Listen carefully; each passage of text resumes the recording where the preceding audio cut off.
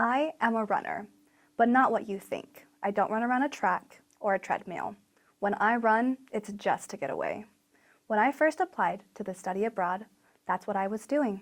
I was looking for any excuse to get away, for even just a moment. I had no idea the impact that it would have on me. I wasn't sure what to expect from India. I knew it was the most populated country in the world, and I also knew it was a developing country. There certainly was a lot of people.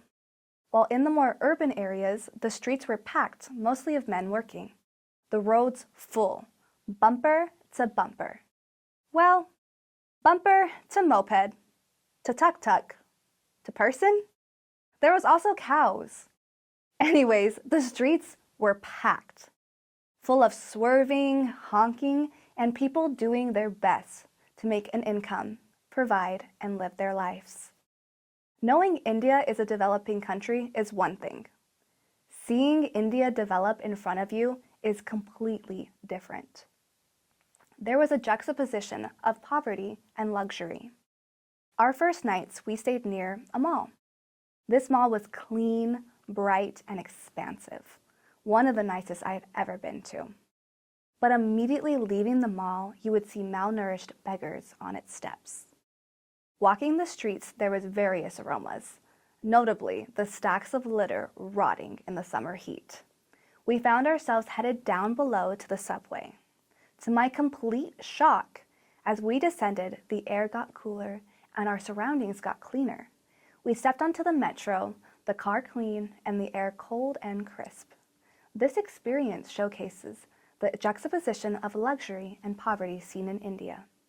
Seeing India developing has certainly affected my mental image of the country. The weeks leading up to my trip, I was shocked how many people asked me if I felt safe going to India.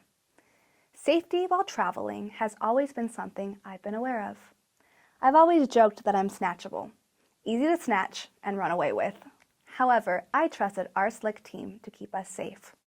While in India, there were times where I was a bit more high alert and aware of my surroundings. But again, I knew I'd be taken care of, not just by our slick team, but by our Indian hosts. Our hosts that I fully trusted and knew would make my experience worthwhile. In India, I surprised myself frequently, especially in why. I consider myself an introvert. I usually like to be supportive on the sidelines and wait to be called on. I hardly am the first to volunteer for an activity.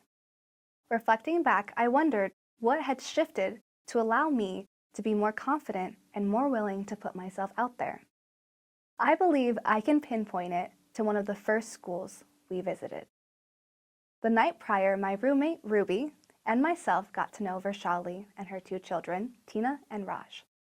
Vaishali was an essential part of our trip, spearheading many of our experiences. We talked about our families and our hobbies, one of these hobbies being dance. Ruby doing ballet and myself island dance. The next day, I'm sitting in between Tina and Ruby, happily watching the cultural presentations the students are leading. Tina leans over to the two of us and tells us they're going to do an audience participation dance and for us to go up. When the time comes, we, alongside our classmates, get up and dance, smiling and laughing. As we make our way to our seats, Tina tells me that I am going to perform for them. I look at her in disbelief as the MC in the front of the room confirms her words, announcing to everyone that I would be performing a number for the group. I scramble to find my phone and pull up a song. With a shaky smile and even shakier hands, I perform the number and practically ran to my seat.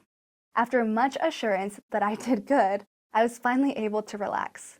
I really think that moment allowed for me to be a bit more adventurous and daring in the days that followed.